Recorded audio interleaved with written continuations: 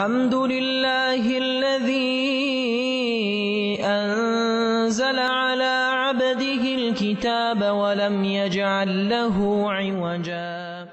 Ma'asyiral muslimin yang dimuliakan Allah Subhanahu wa taala. Kita tahu bahwa kalau kita cerita tentang Nabi Zakaria ataupun Nabi Yahya, berarti kita terbayang dengan Baitul Maqdis. Karena kedua nabi ini adalah orang yang memakmurkan Baitul Maqdis, hidup di zaman Nabi Isa alaihi salatu wassalam. Karena kelahiran Yahya itu hanya beda 3 bulan dengan Nabi Isa. Yahya dulu baru Isa. Artinya bahwa ketika itu hidup 3 nabi, Zakaria, Yahya, Isa. Tetapi berbeda-beda daerah. Kalau Yahya itu ditugaskan di Urdun, mungkin sekarang disebut dengan Yordania, masih daerah Syam. Ma'asyiral muslimin yang dimuliakan Allah Azza wa Jalla, kematian Nabi Yahya ini adalah kezaliman penguasa. Kezaliman penguasa. Padahal Nabi Yahya alaihi salatu wassalam ini orangnya baik. Perhatikan sifat-sifat yang Allah berikan kepada Yahya. Allah menyebutkan dalam Al-Quran, dalam surah Maryam ayat 12 sampai 14, Ya Yahya khudhil kitaba biquwwatin wa atainahul hukma sabiyyah. Wahai Yahya, ambillah kitab itu, maksudnya Taurat, dengan kuat, dan kami berikan kepada Yahya itu kebijakan dalam menyampaikan hukum sejak kecil. Artinya Yahya itu sudah diangkat menjadi nabi sejak kecil.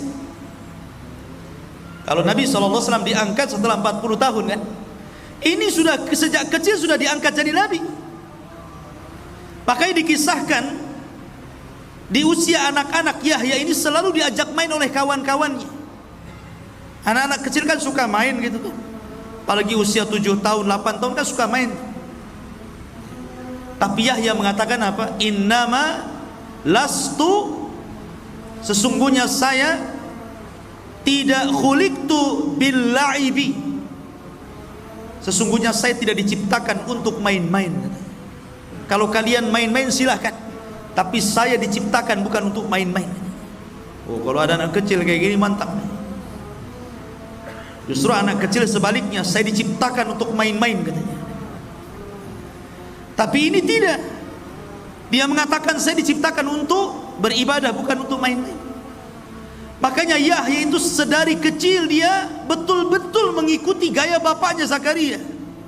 Walaupun Yahya ini sebenarnya kelahiran yang aneh. Kenapa? Karena bapaknya usianya 100 tahun, ibunya 90 tahun, dinyatakan mandul. Tapi karena nilai sebuah doa, Allah kabulkan, dan juga berlomba-lomba dalam kebaikan Zakaria. Akhirnya Allah Subhanahu wa taala kabulkan, punya anak namanya Yahya. Kemudian Allah mengatakan, wa hananan min ladunna, kami berikan hanan. Hanan itu biasanya dipakai dalam kalimat kasih sayang ibu kepada anak. Hananul walid liwalidihi, kasih sayang ibu kepada anak. Saya kira seorang ibu, saya yakin sangat sayang dengan anaknya. Tetapi Nabi Yahya alaihi salatu wassalam, Allah berikan sifat keibuan, seolah-olah dia sayang dengan bapaknya Zakaria, karena Zakaria sudah tua. Makanya diberikan sifat itu. Makanya di akhir ayat Allah mengatakan wa barran biwalidayhi, dan Yahya itu orang yang paling berbuat baik dengan orang tuanya. Wa hananan min ladunna, wa zakatan, orangnya bersih hatinya, wa kana taqiyya, orangnya takwa, wa barram biwalidayhi, orangnya berbuat baik kepada orang tua. Lihat, ini orang baik, kenapa bisa dibunuh? Walam yakun jabbaran asiyah, dan dia bukan orang sombong dan bukan ahli maksiat. Dari sini ikhwatu fillah muliakan Allah Azza wa Jalla. Makanya heran ketika Nabi Isa alaihi salatu wassalam dihabarkan tentang kematian Yahya yang sangat sadis, dia pun sedih dan terus menangis atas kematian Yahya itu. Ceritanya begini. Di Damaskus itu ada seorang raja zalim namanya Haddad ibn Hadar. Raja zalim. Tapi walaupun demikian, kalaupun ada apapun, raja ini terkadang juga minta fatwa kepada Yahya alaihi salatu wassalam. Allah takdirkan dia suka dengan salah satu wanita. Sayangnya wanita ini masih mahramnya, sehingga dalam syariat Yahya haram, tidak boleh menikah dengan orang yang ada hubungan mahram. Sama di syariat kita juga sama. Tetapi karena orang tua gadis ini, karena dalam riwayat, ini dalam riwayat yang lain ceritanya, raja ini punya istri, istrinya sudah tua. Kemudian dia punya anak, tapi bukan dari sang raja, dari bapak yang lain. Anak ini cantik. Lah si raja ini sudah tidak mau lagi sama istrinya karena sudah tua, jelek. Akhirnya sama istrinya itu disuruh nikah dengan anaknya, tapi bukan anak sang raja, dari laki-laki lain. Ada yang mengatakan bahwa yang dinikahi itu putri bibinya, dan dalam syariat mereka tidak boleh. Kemudian akhirnya karena ibundanya ini sangat rakus kekuasaan, sangat rakus dengan kekayaan, sangat ingin menguasai kerajaan, akhirnya dia dorong terus putrinya supaya nikah dengan raja. Disuruh dandan cantik-cantik, disuruh ngerayu. Akhirnya sang raja pun tertarik dengan wanita itu dan tergila-gila. Nyala, antum saja kalau dirayu perempuan, jangankan yang cantik, yang jelek saja kelepek-kelepek ya. Masyarul muslimin yang dimuliakan Allah Azza wa Jalla. Lah rupanya orang-orang pun berbicara tentang itu. Akhirnya mulai melebar tuh. Karena mulai melebar, apalagi kemudian sudah terdengar ke telinga Yahya, dan Yahya memfatwakan haram, tidak boleh, dan didengar oleh manusia banyak. Akhirnya kemudian mereka pun meminta fatwa kepada Yahya. Kenapa tidak ke Zakaria? Karena Yahya itu dikenal kelembutannya. Dia nggak mau ke Zakaria, ke bapaknya, dia mau ke anaknya. Tapi namanya hukum tidak kenal keras atau lembut. Kalau haram ya haram, mau ngomong haram ataupun haram sama saja. Itu kan hanya kata teriak dengan kata lembut saja kan. Tetap saja haram. Kemudian akhirnya karena sudah diharamkan oleh seorang nabi, wanita ini kemudian tidak mau dinikahi. Tapi sang raja sudah tergila-gila masalahnya.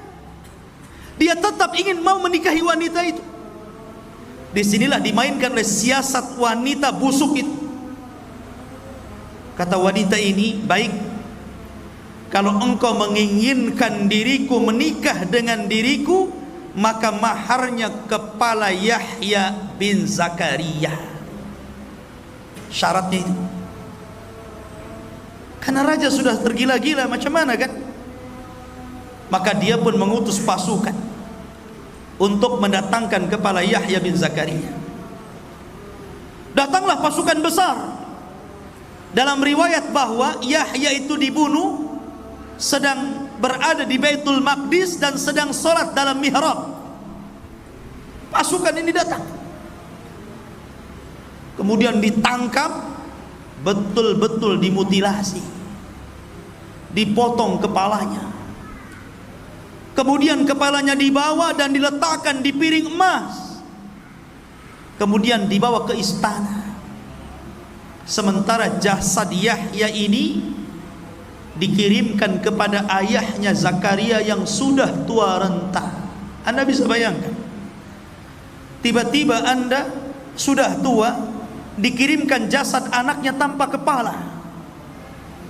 Tentu sedih Zakaria ini. Akhirnya kemudian kepalanya ini dibawa ke istana. Sampai di istana, di situ ada sang raja, di situ ada wanita fajirah, di situ ada ibundanya yang haus kekuasaan. Prajurit pun datang dan meletakkan kepala Yahya di atas bejana emas, kemudian disuguhkan kepada sang raja. Oh, wanita ini tertawa, senang, keinginannya menjadi sebuah kenyataan. Tetapi Allah Subhanahu wa taala berfirman, "Wala tahsabannallaha mukhlifa wa'dihi rusulah, innallaha azizun dzuntiqam." Jangan kira Allah Subhanahu wa taala tidak pernah memberikan janji-janji kepada para utusannya. Sesungguhnya Allah kalau sudah menimpakan azab, maka Allah akan timpakan dengan sangat keras. Dan Allah juga berfirman, wala tahsabannallaha ghafilan amma ya'malu zalimun. Jangan kalian sangka Allah lalai dari perbuatan zalim kalian. Tidak, Allah tidak pernah lalai. Man adali waliyan faqad adzantuhu bil harbi. Siapa yang memusuhi wali-waliku, maka dia sudah ngajak perang bersamaku, kata Allah Subhanahu wa taala. Maka ketika wanita ini tertawa terbahak-bahak karena bahagianya, tiba-tiba Allah kirimkan gempa dalam istana. Bergegar istana itu. Rupanya tanah yang diinjak wanita itu terbelah. Akhirnya wanita itu terperosok, sedikit demi sedikit masuk jasadnya, sehingga ketika sudah sampai kepala, tiba-tiba bumi itu merapat dan menjepit kepalanya. Sampai di sini, tinggal kepalanya saja. Maka orang-orang pun berteriak, apa yang kalian lakukan? Yang kalian bunuh ini seorang yang saleh, seorang nabi, kenapa kalian bunuh? Kama tadinu tudan. Sebagaimana kalian sudah memenggal orang ini, penggal kepala wanita itu. Penggal kepala wanita itu. Maka lekaslah para prajurit mengambil pedangnya dan menebas kepalanya. Kemudian membawanya. Al jaza min jinsil amal. Sebagaimana dia sudah menebas kepala Yahya, maka sekarang dia ditebas kepalanya. Ma'asyiral muslimin, selang beberapa waktu dari peristiwa itu, kemudian orang pun membicarakan tentang kematian Yahya. Datanglah pasukan besar, pasukan yang dipimpin raja yang paling zalim di dunia, Bukhtun Nasr. Dan sering saya katakan, di dunia ini hanya ada 4 raja yang pernah menguasai sebagian besar dunia. 2 mukmin, 2 kafir. Sulaiman dan Dzulqarnain mukmin, Namrud dan Bukhtun Nasr. Ini dua-duanya raja zalim. Selang beberapa waktu setelah pembunuhan Nabi Yahya, datang pasukan Bukhtun Nasr, kemudian menghancurkan negeri Damaskus dan membunuh 75.000 manusia dibantai. Lihat. Dan itu Allah Subhanahu wa taala isyaratkan dalam Al-Qur'an. Allah Subhanahu wa taala berfirman, "Wa qadayna ila bani Israil fil kitab la tufsidunna fil ardi marrataini wa la ta'luwanna uluwan kabira." Dan Allah berfirman, kami telah pastikan, kami telah putuskan kepada Bani Israel, dan itu tercatat dalam kitab Taurat, sungguh mereka akan merusak 2 kali di permukaan bumi. Kemudian mereka akan sombong dengan sombong yang sangat besar. Fa idza jaa wa'du ulahuma, maka apabila telah datang janji salah satu dari keduanya, ba'atsna 'alaikum, kami akan bangkitkan kepada kalian wahai Bani Israel, ibadan lana, hamba-hamba kami, uli ba'sin syadid, yang memiliki kekuatan yang sangat besar. Faja'u, mereka akan datang khilalad diyar, dan meluluh lantakkan desa-desa kalian. Wa kana wa'dan maf'ula, dan ini ketetapan yang pasti bagi Allah. Allah isyaratkan dalam Quran, karena kalian sudah membunuh Yahya, datang pasukan besar yang lebih zalim lagi, kemudian menghancurkan negara itu. Bahkan 75.000 dibantai oleh Bukhtun Nasr. Sebelum peristiwa Bukhtun Nasr, sebelum kedatangan Bukhtun Nasr dan melulantakkan kerajaan yang telah membunuh Yahya itu, apakah mereka mencukupkan membunuh Yahya? Tidak. Iblis tidak terima kalau seorang nabi yang dibunuh cuma satu. Kalau bapaknya masih hidup, bapaknya masih hidup, Zakaria, dia sudah tua. Maka ketika para pembunuh ini berkumpul, syaitan datang menjelma manusia, kemudian membicarakan tentang tuduh-tuduhan kepada Zakaria dan mengatakan, kalian ingat tidak, Maryam kan dahulu punya anak namanya Isa, tidak ada bapaknya, dan tidak ada yang masuk ke mihrab Maryam kecuali Zakaria. Jangan-jangan Zakaria yang menghamili Maryam.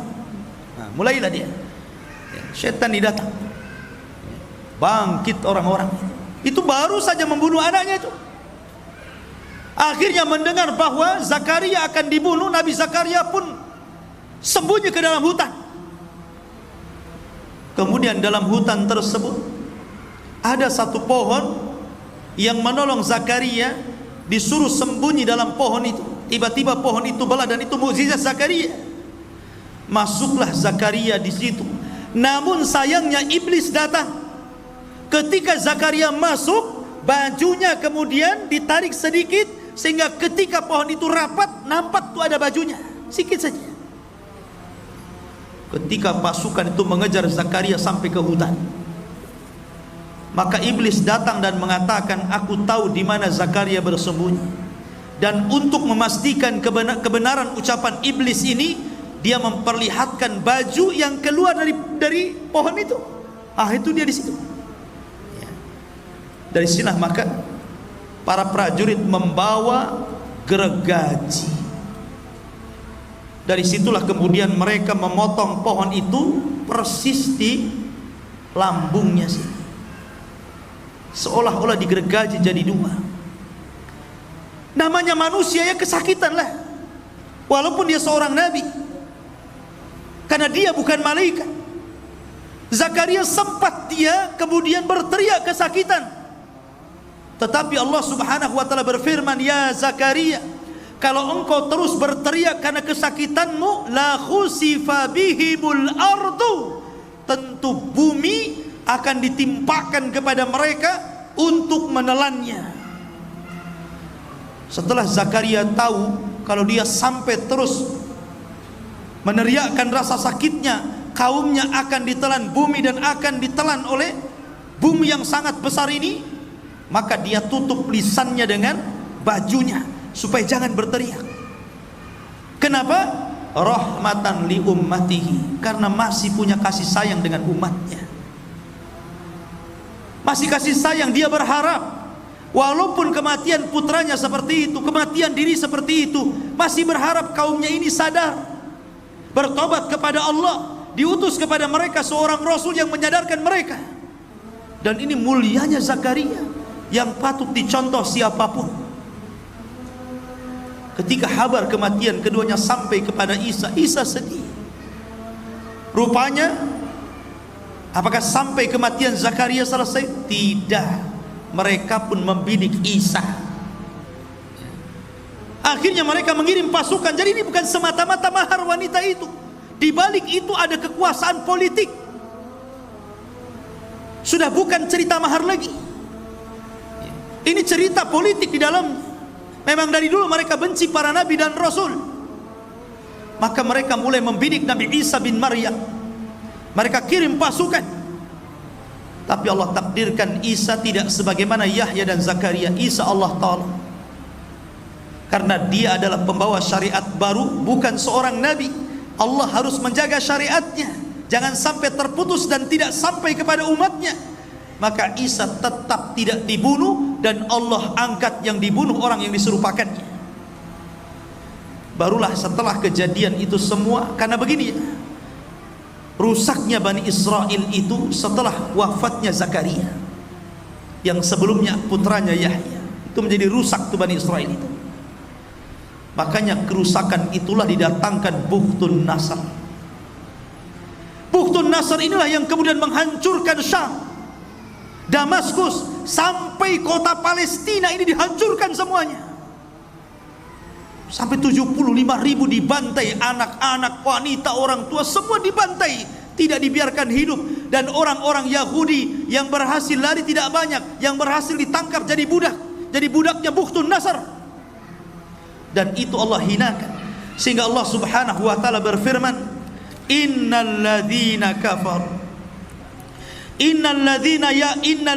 yakfuruna biayatillah wa yaqtuluna an-nabiyyina bighairi haqqin wa yaqtuluna alladhina ya'muruna bil qisti minan nas fabashshirhum bi'adzabin alim. Sesungguhnya orang-orang yang kufur dengan ayat-ayat Allah dan membunuh para nabi tanpa ada sebab yang benar, dan membunuh orang-orang yang memerintahkan keadilan dari manusia, kabar gembirakan kepada mereka dengan azab yang pedih. Dalam ayat yang lain, tadi Al-Imran ayat 21, dan Allah mengatakan dalam surah Al-Baqarah 61, wa dzuribat alaihimudz dzillatu wal maskanatu wa ba'u bi ghadabin minallah. Ditimpakan kepada mereka Bani Israel kehinaan, kenistaan, kemurkaan dari Allah. Kenapa? Dzalika bi annahum kanu yakfuruna bi ayatillah, karena mereka kufur dengan ayat-ayat Allah. Wa yaqtuluna an-nabiyyina bighairil haqq, dan mereka membunuh para nabi tanpa sebab yang benar. Allah timpakan kehinaan kepada mereka, ikhwan. Dan sampai hari ini orang-orang Yahudi itu memang seperti itu. Mereka bangga dengan membunuh para nabi itu, mereka bangga, sangat bangga. Dan Allah mengatakan, latajidanna asyaddan nas adawatan lilladzina amanul yahud. Tidak ada manusia yang paling keras permusuhannya kepada orang-orang yang beriman melebihi orang-orang Yahudi. Tidak ada. Orang-orang Yahudi itu, mereka memang menghalalkan darah di luar kelompok mereka, di luar agama mereka. Walang tarda ankal yahud walan nasara. Tidak akan ridho orang-orang Yahudi. Yahudi dulu baru Nasrani.